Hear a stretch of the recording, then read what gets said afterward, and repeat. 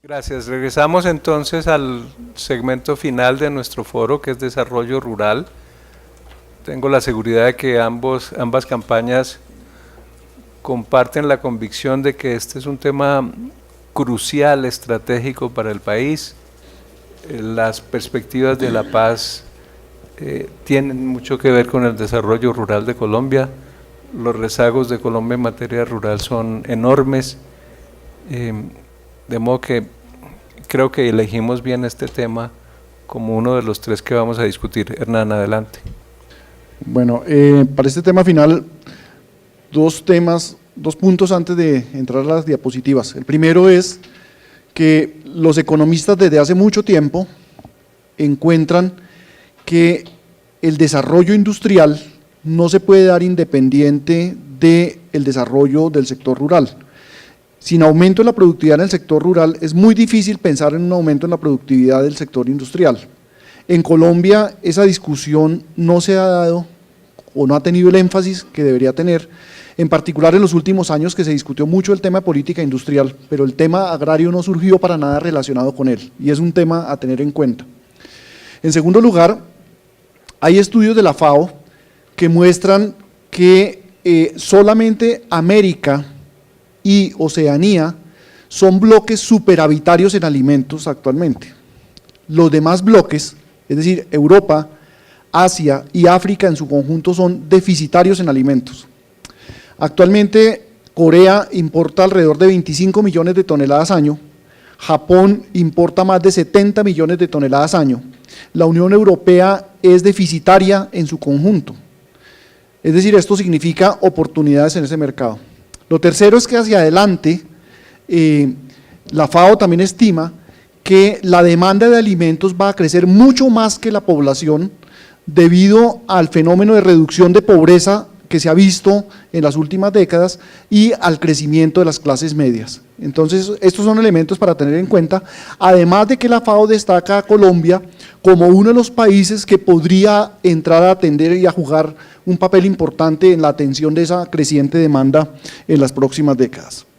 Pero tenemos una serie de problemas muy fuertes, tanto o más que en los temas anteriores ya tratados. En primer lugar, hay problemas en el uso del suelo, es una discusión también que lleva muchas décadas. En Colombia tenemos 22 millones de hectáreas con vocación agrícola y solamente estamos utilizando 5.3 en ese destino. Y por el otro lado tenemos 15 millones de hectáreas con vocación ganadera y estamos utilizando 35 millones en ganadería, fundamentalmente una ganadería extensiva.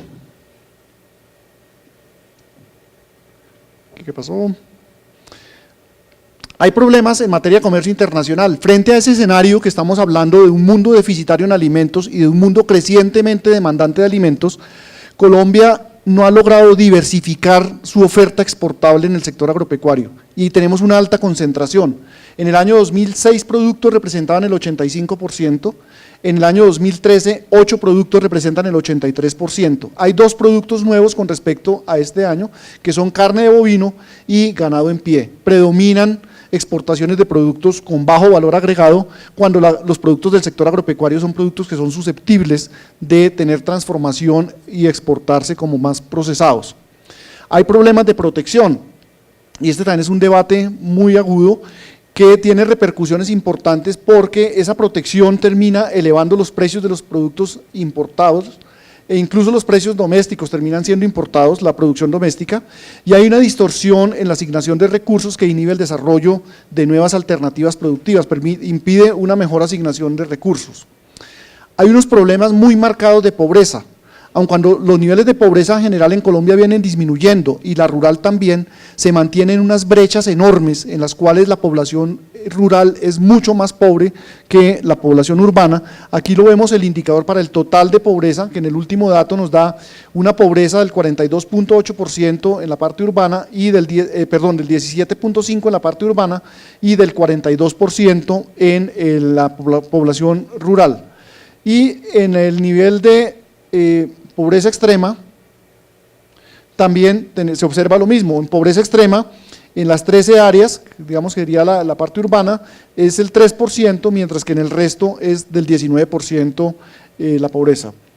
Hay problemas de productividad, tanto medida con productividad total de factores como en esta que se presenta acá, que es la productividad laboral. Observamos cómo la productividad laboral para el año 2012, es decir, el valor agregado por trabajador fue de $3.600 en Colombia, que compara mal con otros países de la región y muy mal con economías desarrolladas como Estados Unidos y Francia. De este grupo solamente superamos pues, a Paraguay y a Perú. Y si miramos la productividad laboral relativa, es decir, miramos lo que produce un trabajador colombiano del sector rural, con un trabajador rural de los Estados Unidos, esta sería la comparación. Tenemos una tendencia cada vez a deteriorarse más esa productividad en términos relativos, es decir, que mientras en el año 80 un trabajador rural colombiano producía el 20% de lo que produce un trabajador norteamericano, hoy en día estamos alrededor del 7-8%, es decir, esa productividad, la productividad de un trabajador rural en Estados Unidos crece mucho más aceleradamente que la de un trabajador colombiano. Y finalmente hay un problema también con derechos de propiedad que es fundamental, y me acuerdo de Douglas North que decía, por ejemplo, que la revolución industrial no hubiera sido posible si no hubiera habido unas sólidas instituciones de derechos de propiedad, para mirar las implicaciones que tiene este tema. En el caso de derechos de propiedad, los datos muestran que el 44% de los predios rurales no tienen título registrado, y esto es una fuente esta informalidad es una fuente de problemas como los conflictos, despojos, dificultad de procesos de restitución de tierras a víctimas, etcétera. Es decir, eso tiene unas implicaciones sociales muy profundas.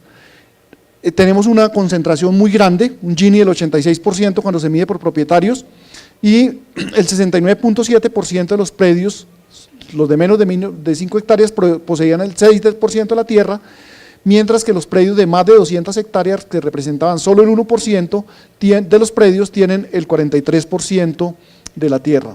Y obviamente esta informalidad en los derechos de propiedad tiene múltiples repercusiones, como ya lo señalé, pero pues entre las que más se destacan pues está el funcionamiento del mercado de crédito. Es una de las razones por las cuales es muy difícil que el crédito tenga una mayor profundización en este sector, desincentiva las inversiones de largo plazo y restringe el acceso a otros servicios como los seguros. Aquí las preguntas obviamente son muchas, aquí destaco algunas. ¿Cómo inducir un uso adecuado del suelo? Es una discusión que lleva muchos años. Hoy le comentaba al doctor Botero en la mañana que había estado releyendo el primer informe del Banco Mundial en Colombia, que fue en el año 49 que vino la misión dirigida por Locke Kerry, y ahí habla de ese problema de la distribución del uso adecuado del suelo. Cómo cerrar las brechas de pobreza rural urbanas, cuáles son los obstáculos a remover para mejorar la competitividad del agro y cómo eliminar la informalidad en los derechos de propiedad y las secuelas que ella genera. Hernán, muchas gracias. Creo que el turno es tuyo, Juan José. Bueno, a ver mis 10 minutos, ¿dónde están? ¿Cómo es? ¿Es al revés? Ah, perfecto.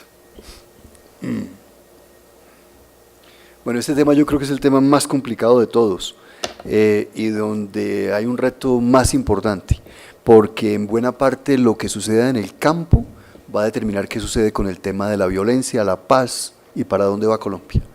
Y creo que ahí además hay visiones bastante divergentes de qué se puede hacer y eso qué tiene que ver con el tema de la guerra, etcétera, ¿no?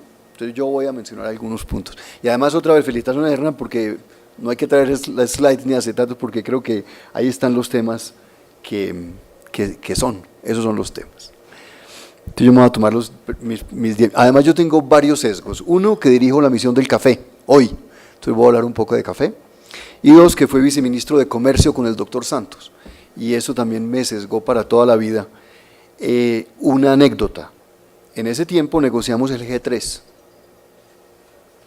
Y los agricultores del país lograron, entre comillas, que la agricultura quedara eximida del acuerdo con México. Nosotros siempre dijimos qué bueno que Colombia comenzara a competir con los ejidos mexicanos, que es la agricultura más ineficiente del mundo, como un entrenamiento poco a poco para ir compitiendo a nivel mundial. Pero el doctor De Hart, era el director de la SAC en aquel entonces, consideró un gran logro suyo excluir la agricultura del acuerdo con México. Qué bueno hubiera sido que la agricultura hubiera estado en ese acuerdo y que lleváramos 20, 25 años con un poquito de competencia internacional para poder, para mejorar productividad, etcétera, etcétera. Esos son mis dos sesgos, el comercio y el café. Entonces voy a comenzar hablando de la agricultura. La agricultura hoy está creciendo como nunca en el pasado. Cuando uno mira promedios de crecimiento del sector agrícola comparado con el pasado, hoy es más alta que nunca desde los 90. En parte hay una trampita ahí pequeña, y es que el café está creciendo disparadamente, porque había una crisis cafetera.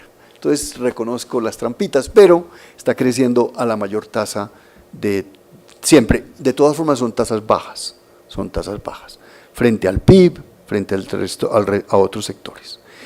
El segundo comentario es que yo creo que este tema de la guerra y de la inseguridad en el campo ha marcado todo el debate agrícola, porque Hernán, por ejemplo, mencionaba que el arancel de la agricultura es mucho más alto que el del resto de América Latina, etcétera, y cuando uno comienza el debate sobre comercio y aranceles, siempre es la respuesta, pero es que con estos niveles de violencia y con la guerra, ¿usted cómo quiere que compitamos? Y uno hasta entiende, entonces uno se queda callado.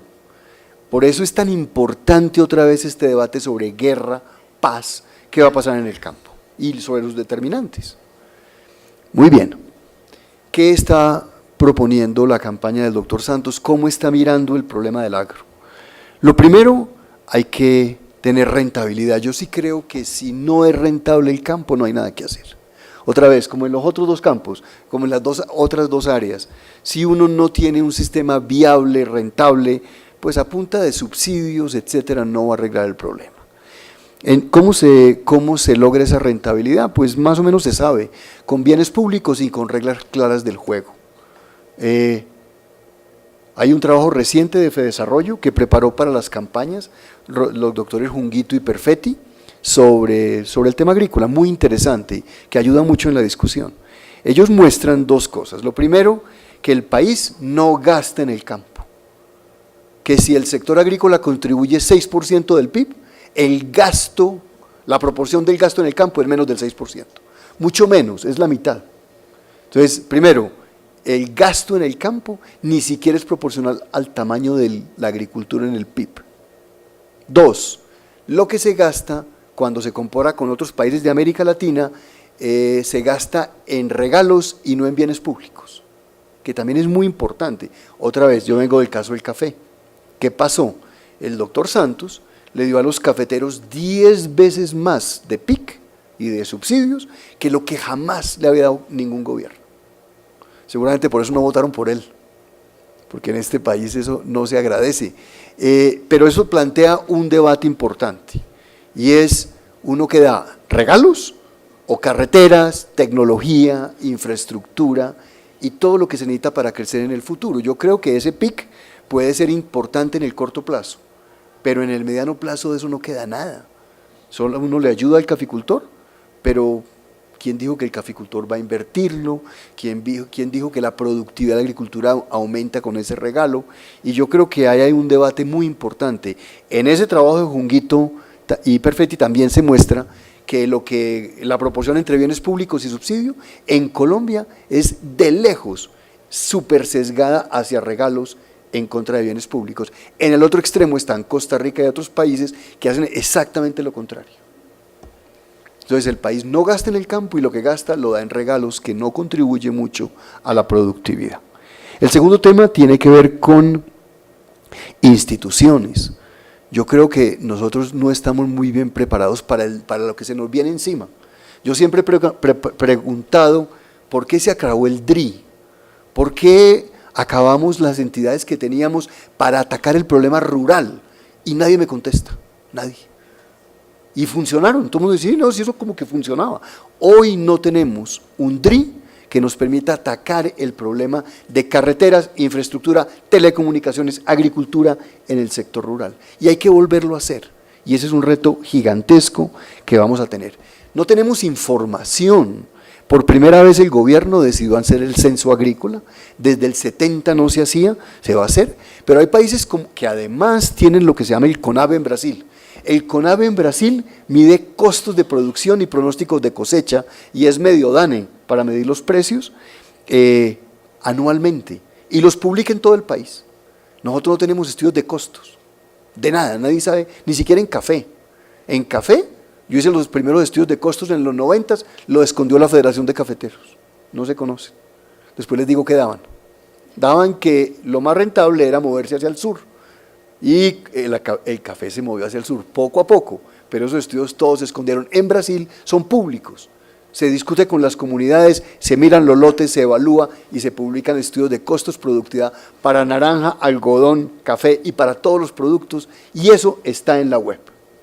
No tenemos nada parecido, sería interesante también tenerlo, y no hay titulación, y por lo tanto los bancos no le prestan a los pequeños productores. En esos 3 campos de información hay que avanzar, hay que dar un debate serio sobre el tema de los abusos, hay un gran debate sobre el precio de los fertilizantes, hay un gran debate sobre el precio de la energía en el campo, etcétera, etcétera. Entonces empleo mis 2 minutos que quedan en temas bien controversiales. 1, acuerdos comerciales. Los acuerdos comerciales están totalmente estigmatizados, son buena parte de los desencadenantes de los paros agrarios. Y yo siempre le pregunto a la gente, muéstreme los datos. A Hernán lo estuve enloqueciendo en el Ministerio de Comercio, ya está en fase colda. Miremos los datos, a ver qué dicen. Yo quisiera ver que en efecto hay importaciones que provienen de Estados Unidos que están quebrando el sector de papa y que se deben a que se rebajó el arancel en la papa. Nada, eso no existe. Eso no existe. Además yo sé que lo que pasó con la papa en Boyacá es que se produjo mucha papa, bajó el precio de la papa por un problema del TLC. Y así, etcétera. En la industria lo mismo, y en cada sector lo más fácil es echarle la culpa de todo a los acuerdos comerciales. Hay un acuerdo en particular que merece mucho trabajo y que yo creo que el país debe meterse totalmente en él, que es el acuerdo de la Alianza del Pacífico. Ese acuerdo ha despertado toda clase de interés entre inversionistas internacionales, etcétera, que quieren venir a Colombia a invertir también en la agricultura. Una anécdota, ¿por qué Juan Carlos Echeverry escogió el sector agrícola como una de las locomotoras? Yo no sé si es un chiste o es en serio, pero alguna vez me dijo que él estaba mirando sectores en América Latina que estuvieran en crisis, pero que hubieran salido de la crisis y que fueran muy exitosos. Y que en Colombia estaba en crisis el sector agrícola, pero que en Perú, en Argentina, en Chile, estaban totalmente dinamizados. El tema y termino mis 43 segundos, uso del suelo y altillanura. Estoy de acuerdo, Hernán, cuando uno mira que hay mucha disponibilidad en el campo para Colombia, esos estudios de la FAO, la mitad es por la altillanura, la otra mitad es por reconversión de agricultura a alimentos. Y yo sí creo que eso tiene que ver con catastro, con impuestos a la tierra y con temas que no son demasiado sexys en campaña.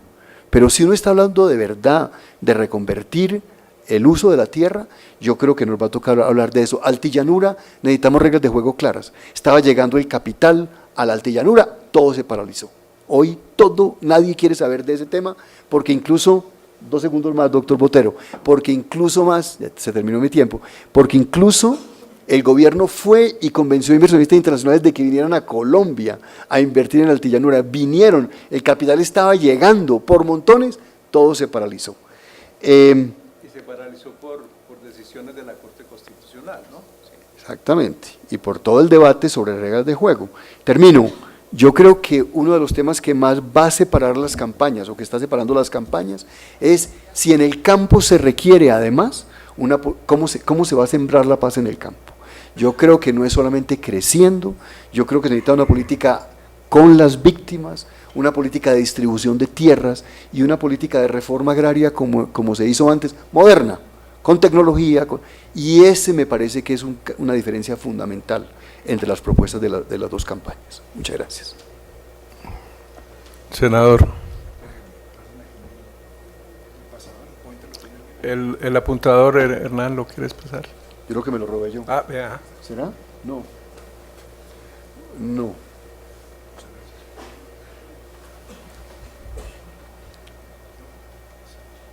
Bueno, siempre es un gusto escuchar al doctor Echavarría, sobre todo los temas en los que ha trabajado por tantos años.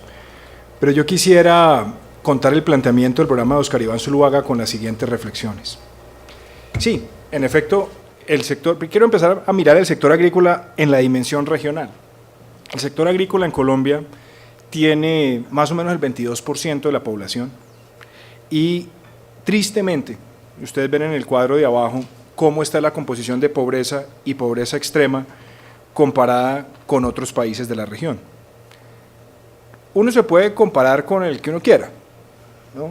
Nosotros estamos por debajo del promedio regional en pobreza, pero claramente estamos muy por encima de Chile, dramáticamente por encima de Chile y importantemente por encima de Brasil. Y en pobreza extrema ni se diga, no estamos tan mal frente a Perú y quizás frente a México. Pero empiezo con ese comparador para hacer la evolución hacia este tema. Colombia es un país donde la agricultura representa el 6.5% del producto. Es decir, estamos por encima de la media regional en cuanto a la participación del sector. Y tenemos cerca del 17% de nuestra fuerza laboral ocupada en el sector y representa el 11.4% de las exportaciones. Es decir, es un sector supremamente importante. ¿Cuál es la realidad? Nosotros tenemos, cuando comparamos la pobreza nacional con la pobreza en el campo, o cuando la comparamos con la urbana. La urbana en Colombia en el índice de pobreza multidimensional es del 18% y la rural es del 45%. La incidencia en pobreza monetaria es dramáticamente superior y la pobreza extrema ni se diga. Entonces ahí hay que plantear el debate sobre el sector rural antes de entrar a los microsectores, de entrar al café, de entrar al banano, ¿no? Miremos el sector agrícola como esa parte integral de Colombia. ¿Cómo estamos en materia de bienes públicos? ¿Por qué lo planteo así? Porque la importancia de un sector en la economía y de un sector tan importante como este y con esos niveles de pobreza, pues la tiene que explicar cuál es la calidad de bienes públicos que el Estado le está dando para que la gente tenga empleos dignos, mejor educación, mejor salud, mejor energía, mejor agua, mejor vivienda. Y me encuentro con cosas como esta. Esta gráfica que ustedes ven ahí no es la gráfica del uribismo, es la gráfica del Ministerio de la Defensa Nacional. Y yo empiezo con el bien público de la seguridad y mucho más en los 3 años donde venimos hablándole al país de un proceso de paz. Y nos encontramos con cosas como esta. Los ataques a los oleoductos en Colombia, entre el 2010 y 2013, comparamos los 2 años, aumentó en un 735%. La voladura de puentes en un 400%. Los retenes ilegales en un 136%. La extorsión en un 255%. Entonces, por favor, señores, no nos hablen de paz, señores de las FARC, cuando ustedes tienen esta evidencia. Y ese bien público, la seguridad, es determinante en el tipo de inversión que se hace en el campo y en el tipo de protección y seguridad que tiene para el empleo el campesino. Y yo empiezo después a comparar esos bienes públicos con otros. Digamos, lo que en energía eléctrica hay una muy buena cobertura, pero conexiones de gas, acueducto y alcantarillado, miren el rezago en el cuadro de arriba. Y cuando entro a ver la calidad del empleo, en la parte baja de la presentación, nos encontramos con que el 82% de la fuerza laboral está en el régimen subsidiado. Entonces, ¿qué calidad de empleo estamos hablando en el campo? Supremamente importante entender que esa es la dinámica más allá de la asignación de la plata, porque cuando entramos a ver la asignación de la plata, y en eso coincidimos con el estudio de FEDesarrollo, aquí vemos Colombia, Perú, Chile, Argentina, Brasil y Uruguay. Lo que está en azul es la asignación presupuestal de bienes públicos frente a lo que llama el doctor Juan José regalos. Y aprovecho, doctor Juan José, con todo respeto para decir, usted dice que la población cafetera no votó por Santos a pesar de los regalos, es que los regalos no son por votos. Yo no creo que el programa social del gobierno sea esperando una retribución electoral. Entonces, yo veo esta asignación de los bienes públicos y lo que uno empieza a decir es, ¿realmente qué es lo que está detonando esto? Si cada vez que tenemos un paro agrario, tenemos que salir a negociar micropolíticas, microsubsidios, sin ver integralmente cuál es el panorama del abastecimiento de bienes públicos a esa población rural, estamos cometiendo un error garrafal de política pública. Y yo creo que sí, hay unas preocupaciones por los tratados de libre comercio y muchos de los paros, pero evidentemente lo que hay es un sentido de indignación también, doctor Juan José, con respeto, porque se ha preferido tener un diálogo sutil, amistoso con los verdugos del campo, y a quienes están en la situación de vulnerabilidad, cuando se han sentado con ellos, se han sentido desplazados de un diálogo de calidad, de apertura y de franqueza con el gobierno. ¿Por qué toco esos temas de bienes públicos y ahora lo traslado al tema de la inversión en el campo? Si miramos la encuesta empresarial de opinión agrícola, lo que ustedes ven en el cuadro de arriba es cómo ha disminuido en el último trimestre, entre enero y marzo, el deseo de invertir en el campo en los sectores que están ahí por parte de quienes invierten en el campo. Y abajo, cuando veo la formación bruta de capital del año pasado, también vemos una caída protuberante de esa inversión. ¿Qué la detona? Puede ser la incertidumbre, puede ser la inseguridad, pueden ser otros factores. Yo no podría decir cuál es, pero la inversión se está cayendo en el campo. ¿Y qué le proponemos a Colombia? Desafortunadamente no vamos a hablar mucho de paz, pero quiero entrar acá con los programas de Óscar Iván Zuluaga. Primero, 2.9 millones de personas que trabajan en el campo, que conforman casi el 70% de la fuerza laboral del campo, son pequeños productores y están hasta el cuello de endeudamiento. Necesitamos hacer un programa de alivio de deuda para ese pequeño productor, dándoles incentivos para que hagan una reinversión. Necesitamos un programa integral de reducción de costos de insumos, ganando economías de escala y permitiendo el acceso a semillas, fertilizantes y otro tipo de insumos. La eliminación total del IVA a la maquinaria agrícola. Profundizar la asistencia técnica y de innovación para esos pequeños productores. Y después empiezo a hacer un derivamiento de bienes públicos. La educación. Es que la mayor deserción escolar de este país está en el campo. Los profesores de peor remuneración, de menores años de escolaridad, están en el campo. La dotación de un sistema curricular que integre la vocación agrícola de las zonas donde se imparte la educación con el tipo de formación es esencial.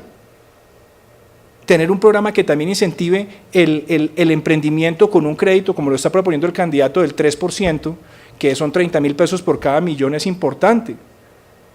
Hay que atender los bienes públicos con la red vial nacional, que también permite sacar esa exclusión geográfica, a la población y permitir la inserción hacia mercados de consumo nacional. El programa que ya les hablé de infraestructura básica sectorial, y llegar a una profundización del programa de familias en acción rural. ¿Por qué? Porque ahí es donde tenemos la mayor deserción escolar, motivada por esa lucha angustiosa de los padres por tener a sus hijos empleados en edades muy tempranas.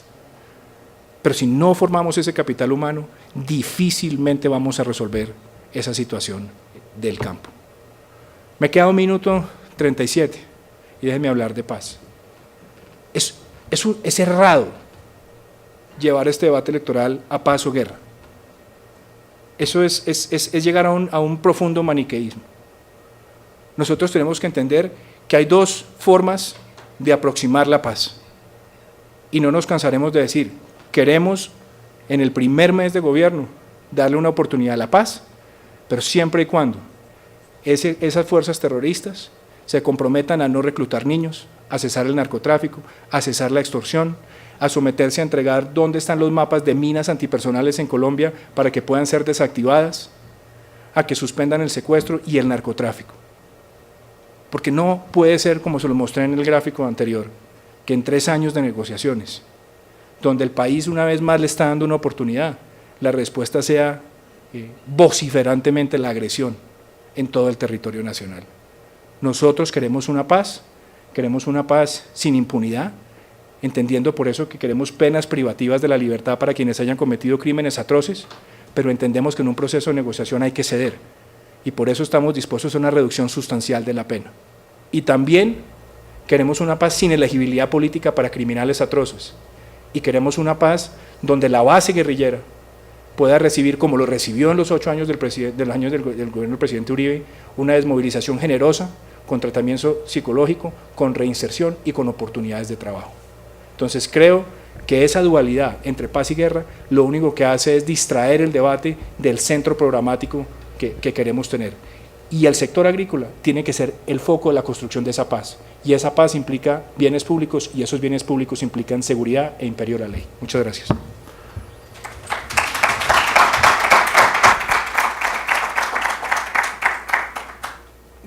Era inevitable que apareciera el proceso de paz en la discusión. Es conveniente que haya ocurrido además, porque ese es un hito del proceso político en el que estamos.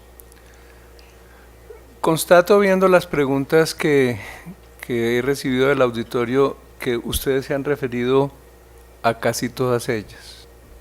De modo que voy a prescindir de esas preguntas y voy a hacerles una pregunta, solo una, en este tramo ya final del foro, y es justamente cómo ustedes perciben el proceso de paz. Hay muchos esfuerzos de comunicación, hay mucho ruido al propio tiempo, como que es bien importante que ustedes le dejen al electorado potencial un mensaje claro en esa materia. El senador Duque ha hecho un comentario valioso. Yo espero entonces que el doctor Echevarría haga el suyo y luego les daré la oportunidad de redondear en 3 minutos sus posiciones de campaña en torno a una pregunta que les voy a hacer. No, entonces, proceso de paz. Muy bien. La seguridad rural, en buena parte, los problemas de rezago en el campo están asociados al conflicto. Luego, como hemos hablado en este tramo final de desarrollo rural, culminemos con el proceso de paz. Muy bien, entonces comienzo con mis estadísticas y le juro, doctor Duque, que yo no las escogí. Yo no había visto lo de voladuras, yo le voy a mostrar 2. Esta, homicidios. La tasa de homicidios es la más baja de toda la historia desde los 90. Yo diría que el doctor Santos le cuidó el primer huevito al doctor Uribe, porque esta Colombia es muy diferente a la de hace 15 años. En parte gracias al doctor Uribe, yo no tengo problema en reconocer eso. Lo que sí discrepo es que el mundo volvió a cambiar hacia los viejos tiempos de Colombia. Segunda, por favor, secuestros extorsivos. Esa es la estadística que yo tengo, son estadísticas oficiales, no me las inventé. Lo que yo muestro ahí es que el secuestro de extorsivos, el doctor Santos le cuidó ese mismo huevito al doctor Uribe. De manera que yo sí discrepo de que el mundo volvió atrás radicalmente, como mencionaba el doctor Duque. Puede que en algunas estadísticas que yo no tengo no pasó esto mismo, pero en 2 de las que yo dije, bueno, miremos las 2 como más obvias, tenemos esto. Entonces tengo muy poco tiempo. ¿Cuánto tiempo? ¿Se me acabó? No, te quedan 50, 48, 47, 46. Okay. Yo sí creo que el país está decidiendo qué va a pasar con Colombia en los próximos 25 años en estas elecciones. Y que el presidente Santos ha avanzado enormemente en las negociaciones con el enemigo. Yo estoy de acuerdo con todo lo que dice el doctor Duque sobre las FARC. Las FARC son el grupo más odiado que hay en este país, pero como dice el doctor Santos, uno negocia con el enemigo, y creo que podemos negociar y terminar y cerrar ese capítulo de la historia de Colombia, que sería bueno cerrarlo. No puede ser que Colombia sea el único país del mundo, o uno de los pocos países del mundo, que no logra cerrar esos capítulos. Creo que en parte lo podríamos cerrar gracias al doctor Uribe. Yo nunca he entendido esta discusión. Yo creo que el doctor Uribe como presidente y el doctor Santos como ministro de Defensa hicieron un trabajo maravilloso para lograr negociar con las FARC. Pero la única discusión es cuándo vamos a negociar nuevamente. Yo tengo una anécdota de un señor liberal que estuvo en Tlaxcala y que se despidió de Cano diciendo: ¿cuántos muertos más va a haber en Colombia para que nos volvamos a reunir a negociar? Y Cano está muerto, y ha habido mucho muerto que tiene que ver con esas negociaciones. Yo creo que este es un momento importantísimo, y creo que simplemente, se me acabó el tiempo, por circunstancias de la vida, el presidente Santos está especialmente preparado para esa negociación. Es una persona que estuvo como ministro de Hacienda y sabe lo que es el tema de los recursos. Es una persona que estuvo como ministro de Defensa del doctor Uribe y le dio más duro a las FARC que nunca en la historia, y también en sus primeros años de gobierno. Están muertos los grandes cabecillas de las FARC. Lo que ha dicho el presidente Santos es: yo confío en que podamos hacer esa negociación y yo creo que es importante cerrarla y que es muy importante para el futuro de este país cerrar esa negociación. Y yo creo que por uno u otro camino el país no se vuelve a encontrar. Yo creo que esa decisión es clave, es la discusión. Frente a esa discusión, todo esto son tonterías. El programa, la educación, Gina, eso son tonterías. Y yo creo que este país tiene una oportunidad para cerrar esa negociación y cerrar ese capítulo para poder avanzar. Muchas gracias.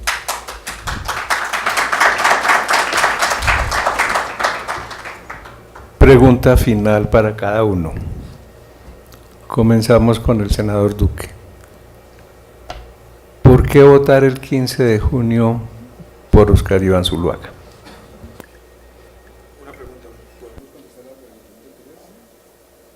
Por supuesto, sí. Entonces cierro con las dos.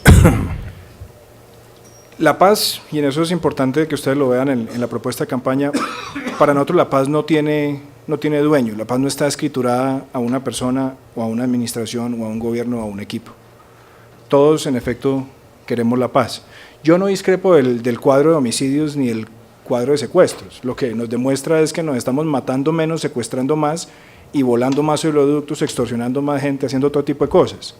Es más, yo creo que este tema de las cifras de homicidio, que es interesante verlas, hay que desagregarlas entre rural y urbano y vinculada al conflicto y no vinculada a lo que llaman el conflicto. Porque ahí es importante entender que en Colombia lo que hay también es una patología de homicidios en ciudades que ha venido reduciendo dramáticamente, pero no es el indicador per se de la violencia o no violencia de las FARC, parcialmente lo es. Hay otro tipo de actividades criminales de ellos que son todavía más dramáticas. Óscar Iván Zuluaga quiere un proceso de negociación confiable, verificable, pero no podemos seguir sometiendo al país a esta burla donde incesantemente se cometen actos criminales.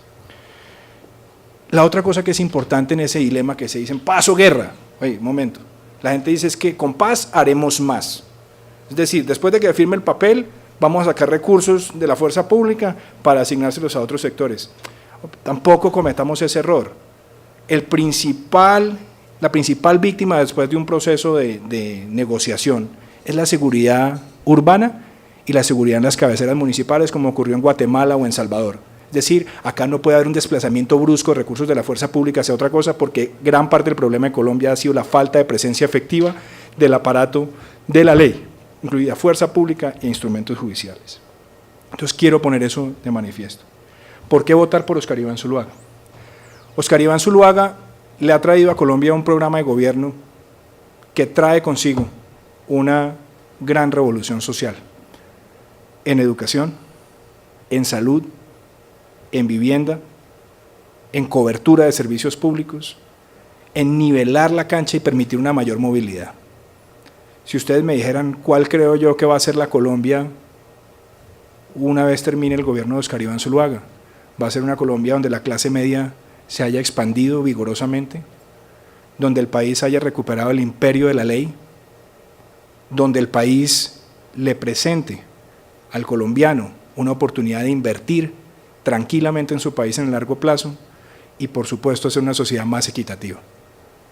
Una sociedad con paz, pero una paz que reconozca la seguridad, el imperio de la ley y el derecho de todo ciudadano a sentirse protegido en todo lugar del territorio. Muchísimas gracias.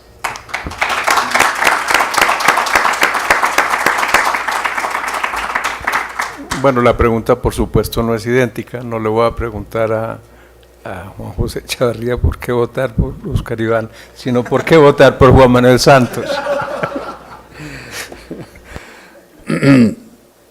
Pero le voy a responder también por Óscar Iván, doctor Bordero. Yo creo que Óscar Iván es un excelente candidato y también el doctor Uribe, pero creo que para el momento actual de Colombia, para lo que esté en juego, el mejor candidato es Juan Manuel Santos. ¿Por qué? Porque durante todo este periodo se ha programado una negociación que yo estoy seguro que va a concluir bien. Es que yo lo que veo es que los negociadores son serios, el doctor Uribe y el doctor Santos lograron arrinconar las FARC, pero creo que hay que negociar y que hoy o dentro de 15 años vamos a terminar negociando otra vez cuántos muertos necesitamos para esa negociación. Yo creo que Juan Manuel Santos ha preparado ese proceso y su vida, quizá por suerte, sus características son especialmente aptas para cerrar el proceso de negociación, como decía antes. Yo creo que además los resultados económicos son maravillosos. Es decir, todo lo que yo mostré acá es impresionante. Alguna gente me dice, no, es que eso es gracias al doctor Uribe. Otra gente me dice, no, pero es que eso es el petróleo. Y digo, no, pero si nos fuera bien, si nos fuera bien mal, sería culpa del doctor Santos, ¿no? Es decir, no ganamos una. Todos los datos económicos son maravillosos y la gente afuera reconoce que Colombia es un país que hacia el futuro tiene todas las posibilidades, sobre todo si cierra capítulos, como el capítulo con las FARC, que es una vaca muerta, como ha dicho el doctor Santos. Cerrémoslo y crezcamos todavía más. Todos los economistas hablan de un crecimiento adicional de 2 puntos del PIB. Estoy de acuerdo con el doctor Duque, eso no es mañana, pero es que si no es mañana y cerramos, entonces dentro de 20 años que otra vez posconflicto, etcétera, no, hagámoslo ya. El doctor Santos está preparado para esa negociación, estamos a punto de concluirla y el país va maravillosamente bien. Para terminar, el Fondo Monetario acaba de pronosticar de donde viene el doctor Duque, acaba de pronosticar un crecimiento mayor para Colombia de lo que antes, es el único país de la región. El Economist escoge a Colombia entre 6 países, con enorme potencial para la próxima década. Entonces, como siempre en Colombia, como la fiesta está tan buena, terminémosla. Muchas gracias.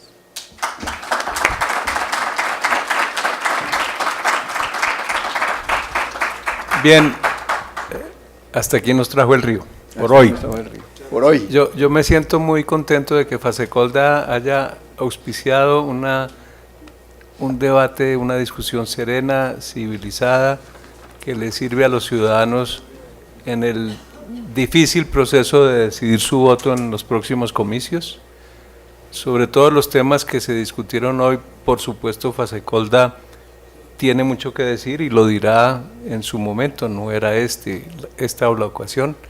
Agradezco la asistencia de quienes presencial o virtualmente nos han acompañado, a los doctores Santos y Zuluaga por permitirnos tener a sus directores programáticos, los doctores Duque y Echavarría, en este certamen. Buenos días para todos.